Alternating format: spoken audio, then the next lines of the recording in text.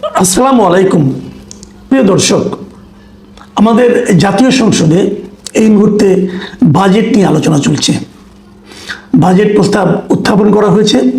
সেটার মধ্যে কি কি করা যায় না করা যায়, কোথায় বাড়ানো যায় কোথায় কমানো যায়, এগুলো নিয়েই আমাদের সংসদ সদস্যরা আলোচনা করবেন। আগামী এক বছরে আমাদের দেশের অর্থনৈতিক অবস্থা কেমন হবে, আমাদের দেশের বাজেটের বাস্তবায়ন কিভাবে হবে, বাজেটের টাকা পয়সা কোত্থেকে আসবে, কিভাবে ব্যয় করা হবে, এগুলো নিয়ে আলোচনা। তার মধ্যে খোশালাপ হচ্ছে, তার মধ্যে এলোমেলো আলাপ হচ্ছে, তার মধ্যে হাস্যরস হচ্ছে। আমি মাঝে মাঝে খুব চিন্তাই করি যে এই যে যারা সংসদ সদস্য হয়েছেন, যাদের হাতে আমাদের দেশের ভাগ্য, ওনারাই ঠিক করবেন আমাদের ভাগ্য কি হবে, আমাদের আগামী বছরে যে আমরা থাকবো, দেশে বাস করব, জিনিসপত্র কিনবো, রাস্তাঘাটে চলাচল করব, কোনটা কেমন হবে এটা ওনারা সিদ্ধান্ত নেবেন। কিন্তু ওনারা বসে আসলে কি আমাদের কথা ভাবছেন? ওনারা আসলে কার কথা ভাবছেন? মানে এক একজনের কথাবার্তা শুনলে পরে মাঝে মাঝে মাথা গরম হয়ে যায়। আমি জানি না আপনাদের কি হয়, আমার গরম হয়ে যায়। পররাষ্ট্রমন্ত্রী আমি দেখলাম গতকালকে বলতেছেন যে যুক্তরাষ্ট্রের সঙ্গে আমাদের চুক্তি, বাণিজ্য চুক্তি কত ভালো হয়েছে, এটা হলে আমরা কত ভালো থাকবো, কত ধনী হয়ে যাব। মানে উদ্ভট সব যুক্তি দিলেন। এগুলো নিয়ে আজকে আলাপ করার ইচ্ছা ছিল, কিন্তু এটা নিয়ে আমি আগামীকালকে আলাপ করবো বলে ঠিক করেছি। দেখি যদি আগামীকাল অন্য কোনো সাবজেক্ট না থাকে, এটা নিয়ে আলাপ করার ইচ্ছা আমার আছে। কিন্তু আজকে আমি একটা অত্যন্ত হালকা বিষয় নিয়ে কথা বলতে চাই, সংসদের বিষয়।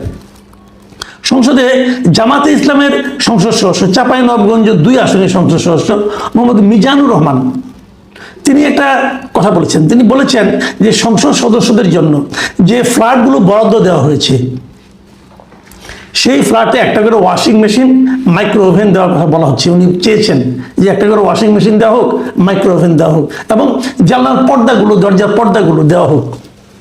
এটা নিয়ে অনেক কথা।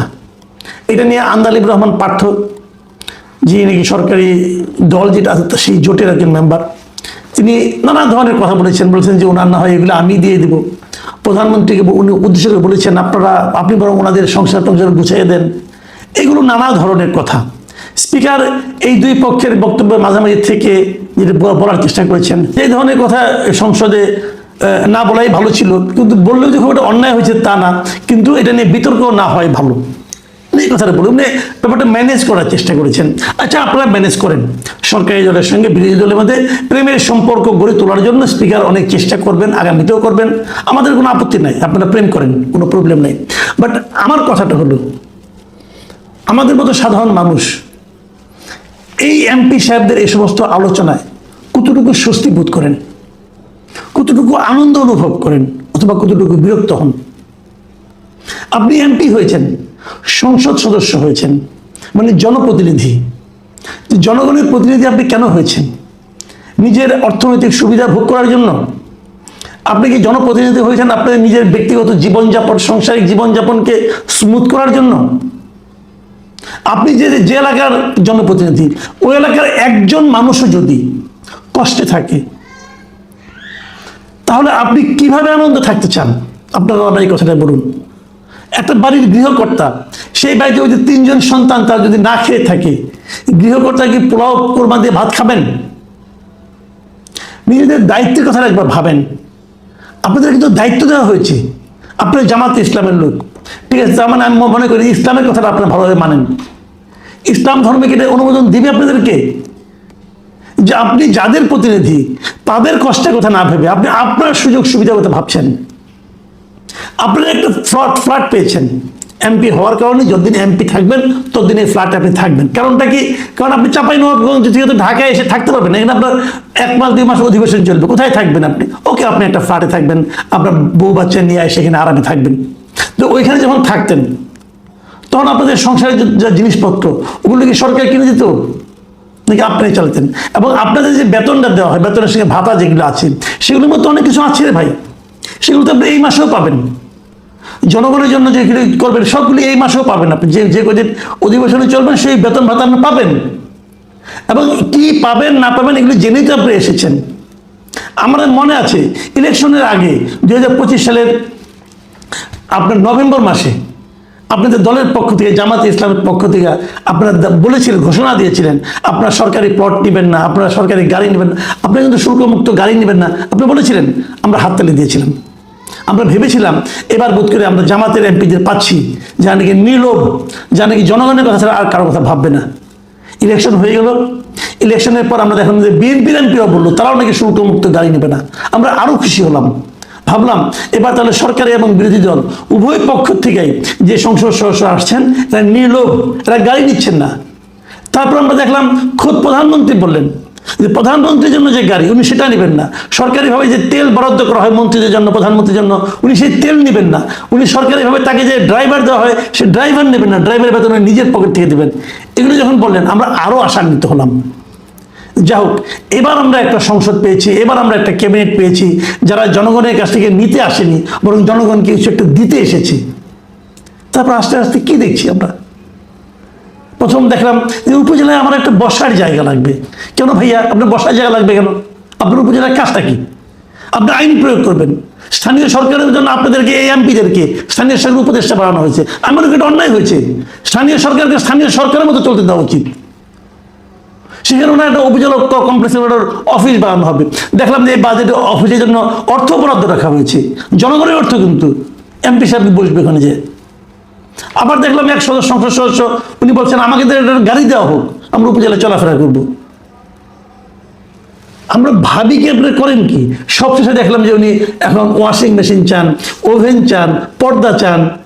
তারপরে বলবে আমার বাসায় বাজারটা করে দিয়ে আপনারা, সরকারকে বলবে বাজার। দেখেন এই ব্যক্তি, এই এমপি সাহেব উনি কিন্তু বাজেট নিয়ে আলোচনা করতে যেয়ে বলছেন যে বাজেটের এত টাকা কোত্থেকে আসবে, এই টাকা ঋণ করে আনতে হবে, বিদেশ থেকে ঋণ করতে হবে। উনি তো সবই জানেন, তারপর ঋণের টাকায় ঘি খাবেন? আপনি তো ঋণের টাকায় ঘি খেতে যাচ্ছেন। আপনি যান, যদি আপনাকে এখন উনি আবার ওনার পক্ষে ওনার দলের যিনি মানে প্রধান ডক্টর শফিকুর রহমান, যিনি বিরোধী দলের নেতা, তিনি বলছেন উনি তো নিজের জন্য চান নাই, সকল এমপির জন্য চেয়েছেন। আরো ভয়ঙ্কর কথা, ওনার জন্য চাইলে কত টাকা লাগতো? আর যদি এটা 350 এমপি কি দেওয়া হয় তাহলে কত টাকা লাগবে? টাকা বলেন আপনি। বলুন ঋণ করে আনবো, এই ঋণ শোধ করবে, আপনি করবেন না আমরা করবো? আমরা আপনাদেরকে পাঠিয়েছি যে আমাদের জন্য আমাদের অর্থটা, আমরা যে শুল্কটা দেই, আমরা যে ট্যাক্স দেই, আমরা যে আয়কর দেই, অথবা আমরা যে ভ্যাট দেই, এর মাধ্যমে যে টাকাটা সরকার অর্জন করে, উপার্জন করে, আমাদেরকে দেখিয়ে যে টাকাটা বিদেশ থেকে আপনারা কর্য করেন, ধার করেন, সেই টাকাটা কিভাবে সৎ ব্যবহার করা যায়, সেই টাকাটা কিভাবে একদম লাভসই প্রয়োজনীয় ব্যয়টা করা যায়, সেই টাকা থেকে কিভাবে অপচয় কমানো যায় অথবা অপচয় বন্ধ করা যায়, এই সমস্ত করার দায়িত্ব আপনাদেরকে দিয়েছি। আপনারা জানেন টাকাটা লোন করে আনা হচ্ছে, তারপরে আপনারা অবুঝের মতো বলতেছেন আমাকে ওভেন দেন, আমাকে ওয়াশিং মেশিন দেন, আমাকে জানলার পর্দা দেন। মানে আপনাদের নজরটা কোন দিকে, আমরা এটা বোঝার চেষ্টা করতেছি। আবার এটাকে একটা শফিকুর রহমান সাফাই গাচ্ছেন যে সবাইকে দেন। মানে আমার মনে হয়, মানে আমি সরাসরি বলে এই যে চাহিদা, এই যে চাওয়া, এর মধ্যে না এক ধরনের নির্লজ্জতা কাজ করে, এক ধরনের বেহায়াপনা কাজ করে। আপনারা জানেন কিন্তু যে এই বিষয়গুলো আপনারা যখন অনুষ্ঠান ওখানে যা বলেন সেটা কিন্তু আমরা টেলিভিশনে দেখি, আপনারাই দেখার ব্যবস্থা করেছেন, আমরা দেখি, সে সব মানুষ দেখতেছে। এগুলো লজ্জা করেন আপনাদের? ভাবেন না একবারও যেটা দেখার পর সাধারণ মানুষ কি ভাববে? সাধারণ মানুষ ভাববে এদের কাছে আমাদের দেশটাকে আমরা আমানত রেখেছি, আর তারা এটা লুটে পুটে খাওয়ার চিন্তা করতেছে। আপনি বলবেন কয় টাকা? হ্যাঁ, কয় টাকা না, টাকা খুবই কম, কিন্তু প্রশ্নটা হচ্ছে মানসিকতার। আপনাদের চিন্তাটা কেমন? আপনি অন্যের টাকা একটা কিছু নেবেন কেন? এটা বলেন তো আপনি আমাকে। আপনি এমপি হয়েছেন, আপনি সরকারের কাছ থেকে বেতন পাবেন, আপনার হাতে দায়িত্ব দিয়েছি, দায়িত্ব দেওয়া মানে ওই টাকাটা আপনার হয়ে গেল। এই প্রত্যেকটা টাকা জনগণের টাকা, জনগণের একটা টাকা আপনি কেন জনগণের কাছ থেকে নেবেন? যদি একজন জনগণ আপত্তি করে, ধরা যাক আমি আপত্তি করলাম, আপনাদের কাছে এটা খারাপ লাগবে না? আপনাদের নৈতিকতা একবার বাঁধবে না? আমাদের দুর্ভাগ্য, এই জাতির দুর্ভাগ্য, আমরা এই ধরনের মানুষের হাতেই দেশটাকে দিয়ে রেখেছি। আমি মনে করব, আমি কাউকে ব্যক্তিগতভাবে আক্রমণ করতে চাচ্ছি না, আমি সব এমপি সাহেবদেরকে বলতেছি একটা কথা মাথায় রাখবেন ভাই, আমানতের খেয়ানতের মতো বড় অপরাধ সমাজেও নাই, ধর্মেও নাই। আপনাদের হাতে দেশটাকে আমানত হিসেবে আমরা উঠিয়ে দিয়েছি। আমাদের সমস্ত সহায় সম্বল, আমাদের সমস্ত আশা আকাঙ্ক্ষা আপনাদের হাতে আমরা দিয়েছি আমানত হিসেবে। সেই আমানত দিয়ে ছেলে খেলা করেন না, তাহলে ইহকালেও দাবির নিচে থাকবেন, পরকালেও সাজার মুখে পড়বেন।